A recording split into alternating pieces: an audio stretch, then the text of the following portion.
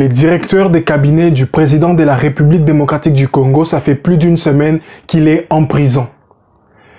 Il est accusé d'avoir détourné de l'argent destiné aux travaux publics de 100 premiers jours du président de la République démocratique du Congo.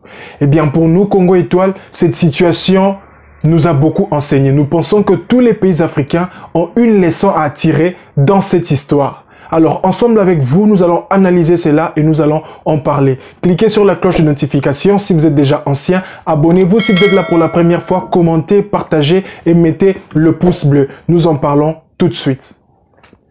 Il s'appelle Vital Kamerhe, président de l'UNC et homme politique de la République démocratique du Congo depuis plusieurs années.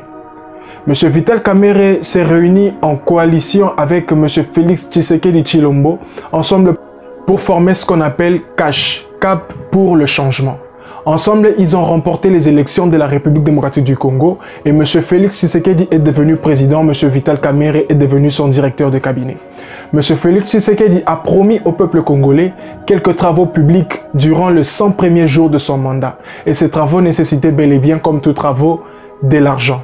Alors l'argent a été déboursé, mais il s'est fait qu'après un moment, le peuple congolais n'ont pas vu et ne remarque toujours pas l'évolution de ces travaux.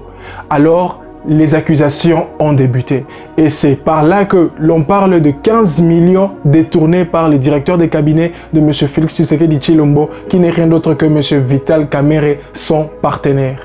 Eh bien, pour nous, Congo Étoile, ce n'est pas juste une histoire de politique, ce n'est pas juste une histoire des partis politiques, mais c'est une leçon ou des leçons à tirer pour l'Afrique. Premièrement, nous allons dire que c'est aujourd'hui que la République démocratique du Congo, la justice congolaise, montre à tout le peuple congolais l'exécution de la phrase dite « Nul n'est au-dessus de la loi ». C'est un espoir pour tous les peuples congolais. Dire que tu sois pauvre, que tu sois riche, que tu sois homme politique ou que tu sois dans n'importe quel travail, tous devant la loi, nous sommes égaux.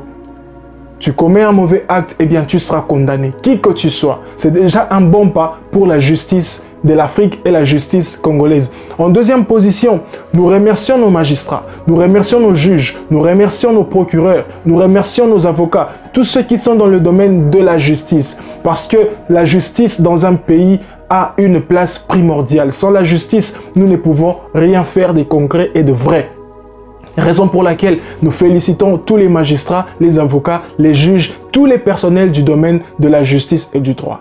Et aussi, nous sommes là pour juste dire que cet acte, pour nous, c'est un acte qui prévient déjà les voleurs, les truands, les bandits, les criminels, les voyous qui pensent que faire de la politique, eh bien, c'est un champ pour ramasser de l'argent. Qui pensent que voilà, je vais finir ma pauvreté dans la politique. La politique n'est pas pour les pauvres. La politique n'est pas pour les voleurs. La politique est une question de cœur, une question de compassion pour les gens que l'on dirige. Être un homme politique, c'est être un leader qui se bat pour l'intérêt commun, pour l'intérêt général. Eh bien, cet acte de la justice congolaise, c'est un acte qui met déjà en garde tous ceux-là qui ont des intentions de détournement de fonds et des intentions de vol dans la politique congolaise et en général dans la politique africaine. Eh bien, cet acte aussi, c'est pour encourager ces étudiants-là qui font le droit. Leur dire que voilà, votre métier n'est pas seulement un métier où l'on dit métier de menteur, mais c'est un métier pour remettre toute une nation sur le droit chemin. Un métier pour remettre toute une nation sur la bonne voie.